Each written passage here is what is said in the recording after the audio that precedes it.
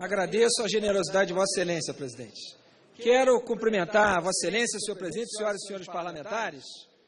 O deputado João Derli, integrante da bancada da Rede, já leu a nota e manifestou a posição adotada por maioria no nosso partido e corretamente lembrou que os parlamentares têm liberdade para se posicionar de acordo com as suas convicções.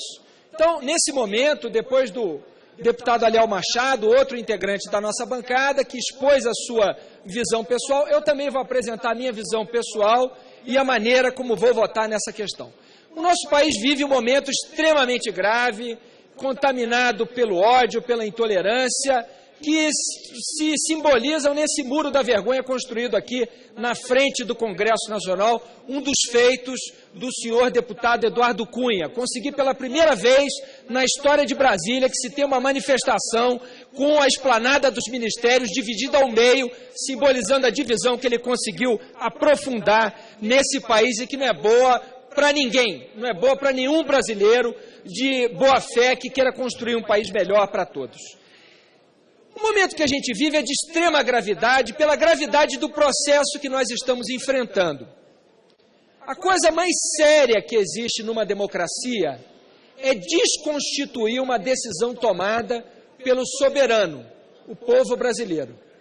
Portanto, desfazer essa decisão que é feita através das urnas deve ser algo excepcionalíssimo. Por essa razão, a Constituição brasileira estabeleceu casos concretos em que isso pode se dar. São chamados crimes de responsabilidade, previstos no artigo 85. Como são crimes, para verificar se eles ocorreram, é preciso, sobretudo, verificar se há três coisas.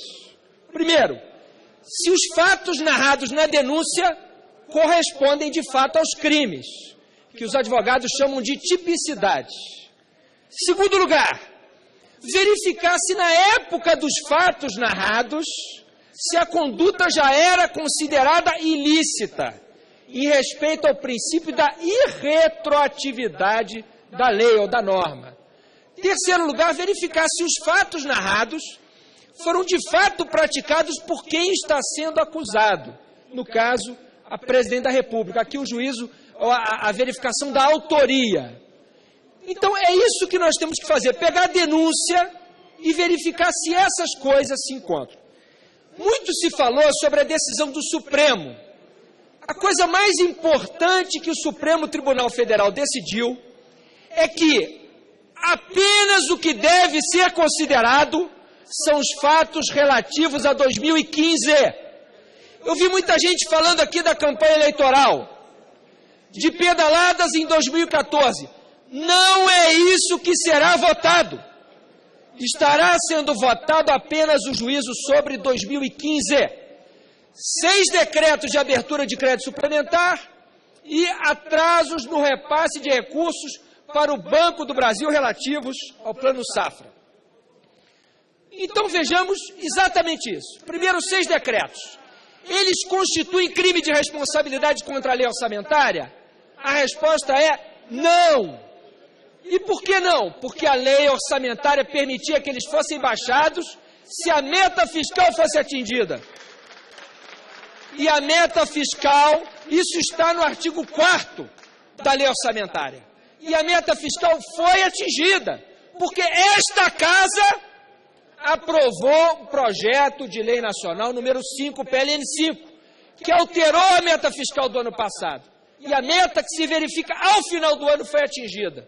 Portanto, os decretos não representam crime de responsabilidade. Mais do que isso, o TCU passou a considerá-los indevidos, irregulares, ilícitos. Perfeito. O TCU tem o direito de mudar seu entendimento. Mas os efeitos dessa mudança de jurisprudência, deputado Patrus Ananias, só se fazem sentir dali para frente. Não é possível fazer a lei retroagir para prejudicar. Por essa razão, os decretos não são crime de responsabilidade. Segundo ponto, os atrasos no repasse dos recursos para o Banco do Brasil relativos ao Plano Safra. Aqui 3 pontos. Primeiro, não são operações de crédito. O pagamento de juros por inadimplemento não caracteriza necessariamente operação de crédito. Não há aqui operação de crédito, aquela vedada pela Lei 1079. Segundo ponto, aqui também há uma mudança na jurisprudência do TCU. Perfeito, correto. Também só deve valer dali para frente e não produzir efeitos retroativos. Terceiro, esses atrasos não foram atrasos determinados pela Presidente da República. Não há aqui sequer a autoria. O relator não conseguiu sequer apontar a autoria. Por essa razão, as duas fundamentações para a condenação por crime de responsabilidade não se sustentam.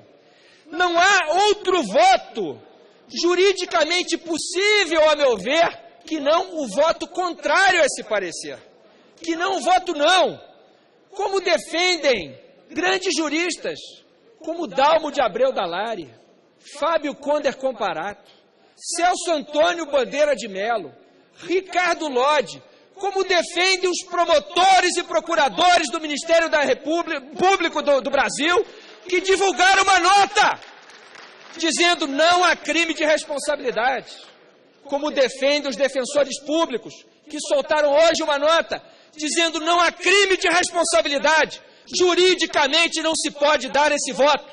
Esse voto não se sustenta juridicamente. Mas aí alguns perguntam, mas o julgamento não é político? Me fizeram essa pergunta. É preciso aqui entender o que significa dizer julgamento político. Julgamento político significa dizer que ele é feito por uma casa política, mas cuja base deve ser jurídica. Nós não temos aqui a liberdade de escolher se queremos que um governo caia ou não. Cada um pode desejar o que quiser, mas é inconstitucional tratar esse julgamento como se político quisesse dizer o Congresso escolhe qual governo derruba e qual governo mantém. Esse sistema, deputada Mauri Teixeira, se chama parlamentarismo. No presidencialismo há mandato, e esse mandato tem que ser respeitado. E quando se respeita esse mandato, isso independe do juízo que se faça sobre o governo. Isso não é respeito ao governo, é respeito ao eleitor, é respeito ao cidadão, é respeito à democracia brasileira. É isso que está em jogo. Não está em jogo a defesa de um governo. É mais do que isso. É algo maior. O que está em jogo é a defesa da democracia. E quem não respeita o voto do eleitor, não respeita o eleitor. Não respeita o único dia a cada 4 anos em que todos de fato são iguais perante a lei. Em que o mais pobre e o mais rico têm todos um voto. Desconstituir uma decisão desse dia é um atentado contra a igualdade, contra a democracia, contra os fundamentos da República. É gravíssimo o que se quer fazer aqui. Não é uma brincadeira que justifique um bolão, aposta de dinheiro, brincadeira, falta de respeito com o país. O Brasil derrotou em 1993 o parlamentarismo. Se essa casa pensar em aprovar o impeachment, ela desrespeita 2 decisões. A decisão das urnas de 2014 e, mais do que isso, a decisão do povo brasileiro num plebiscito que escolheu o presidencialismo e não o parlamentarismo em 93. Será essa casa instituindo, de fato, o parlamentarismo que foi derrotado nas urnas. Será um duplo desrespeito à cidadania brasileira, relativa a 2014 e relativa a 93. Mas ainda assim alguns se perguntam, mas, veja, tudo bem, se não há crime de responsabilidade, eu não aceito esse governo que está aí, é preciso tirá-lo a qualquer custo. É surpreendente que alguém diga isso depois de dizer que quer combater a lógica dos fins justificarem os meios. Quem não aceita a lógica dos fins justificarem os meios, não pode defender essa posição. Tendo crime ou não, o importante é tirar esse governo que está aí. É inaceitável esse raciocínio. Mais do que isso. Alguns dizem, é preciso tirar o governo porque o governo não cumpriu o prometido na campanha. Ora, e como colocar no lugar alguém que apresenta um programa que é ainda mais distante do que venceu na campanha de 2014. Esse plano Temer é a retirada de direitos, a violação de direitos trabalhistas, de conquistas como a política de valorização do salário mínimo. Aprovar um governo Temer com voto sim aqui amanhã significa mais do que desrespeitar os eleitores, significa um tapa na cara de quem votou num programa, quando se coloca um programa ainda mais distante do que o que tem sido praticado em relação a 2014. Portanto, é inaceitável esse argumento. Outros dizem, mas é preciso tirar esse governo para combater a corrupção. Senhoras e senhores, se esse processo tivesse algo a ver com combate à corrupção, ele não seria liderado pelo deputado Eduardo Cunha. O deputado Eduardo Cunha é réu no Supremo Tribunal Federal por corrupção e lavagem de dinheiro. Quem é que acredita que esse processo tem a ver com combate à corrupção? Quem é que leva isso a sério? Quem é que de fato acompanha o país e leva isso a sério? Como é possível imaginar algo como isso? Ontem, o Estadão publicou a denúncia segundo a qual o deputado Eduardo Cunha teria recebido 52 milhões de reais em prestações a título de propina. Está no jornal Estado de São Paulo de ontem. E é esse senhor que vai se tornar vice-presidente da República de fato, com voto sim de quem quer combater a corrupção? Isso não se sustenta. Por fim, um argumento, e esses argumentos são de gente séria e gente bem intencionada, que acha que o processo de impeachment pode ajudar a melhorar o país. Sinceramente, eu tenho absoluta convicção de que é o contrário. Vai piorá-lo muito. O último argumento, dizem, é preciso mostrar a presidente da República que quem desrespeitar qualquer regra, mesmo uma regra menor, corre o risco de ter o seu mandato cassado. Senhoras e senhores, com toda honestidade, eu não acredito que seja essa a lição que ficaria caso esse processo fosse aprovado amanhã. A lição que ficaria não seria um presidente da República não pode ultrapassar 1 milímetro a lei orçamentária. Não. A lição que ficaria seria um presidente da República, ainda que não seja acusado pessoalmente por corrupção, quando for chantageado explicitamente por um parlamentar poderoso para se salvar de um processo no Conselho de Ética, não deve resistir, deve ceder, deve atender à chantagem, porque senão esse parlamentar pode derrubá-lo. A lição que ficaria seria o contrário do que as pessoas de bem desse país querem. A lição que ficaria seria de que os chantagistas poderosos vencem. E as pessoas, mesmo que não sejam acusadas de corrupção, devem se curvar a eles. Na casa do povo, no parlamento brasileiro. Eu não aceito participar dessa farsa e dessa fraude. Termino dizendo o seguinte. Nos últimos dias, uma expressão vem me incomodando muito.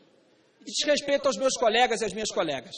O presidente da Câmara tentou manipular a ordem de votação, começando do sul para o norte, para criar o chamado efeito manada. Senhoras e senhores, quem vos trata como animais não merece o seu apoio na votação de amanhã.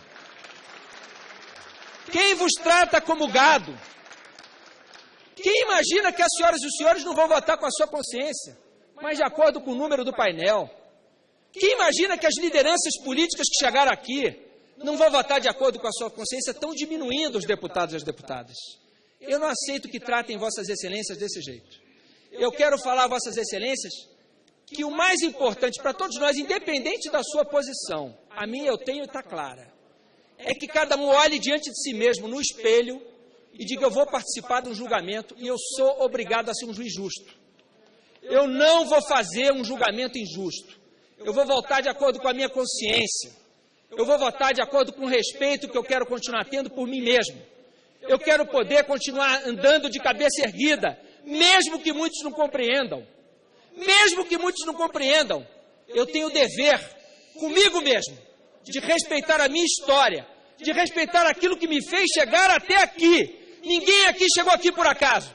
As senhoras e os senhores são lideranças políticas, devem se comportar como líderes e não aceitar que vos tratem como gado, como gente que vai atender a um suposto efeito manada e vai votar a favor de um processo dessa gravidade, e tão mal fundamentado, e tão absurdo, como se não tivessem consciência. Eu quero apelar a todos, sejamos conscientes, tenhamos a coragem de fazer a coisa certa.